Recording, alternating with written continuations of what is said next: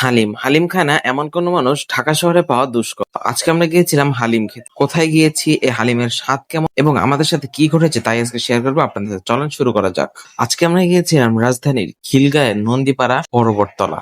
সেখানে আমাদেরকে একজন সাজেস্ট করে যে সিয়াম হোটেল অ্যান্ড রেস্টুরেন্টের হালিম নাকি অনেক বেশি। বেশি কথা না বলে হালিম অর্ডার করে দেই এবং তারা আমাদেরকে হালিমটি দেয় এবং ভিডিও করা শুরু করি। কিন্তু এর কিছুক্ষণ পরে বাজে বিপত্তি, তারা আমাদেরকে ভিডিও করতে দিবে না। মালিক এসে বলছে ভিডিও করা বন্ধ করে। মজার বিষয়, তাদের হালিম ছিল অনেক মজা এবং তাদের নানটা একটু দাম বেশি হলেও মোটামুটি এভারেজে ভালো ছিল। কিন্তু হালিমের টেস্টের ব্যাপারে যদি বলতে চাই, হালিম টেস্টে মানে গুণে সব দিক দিয়ে ঠিক আছে এবং দাম মাত্র 50 টাকা। মাংস বেশ ভালো দিয়েছিল, ছাট মাংস যেটাকে বলা হয়, এবং সলিড মাংস ছিল 2-1 পিস। মোট মাংস ছিল 4 পিসের মতো। তো এভারেজে সব মিলিয়ে ভালো ছিল। যেহেতু ভিডিও করা বন্ধ করে দিয়েছিল, সেই ক্ষেত্রে ভালোভাবে ফুটেজ নিতে পারিনি।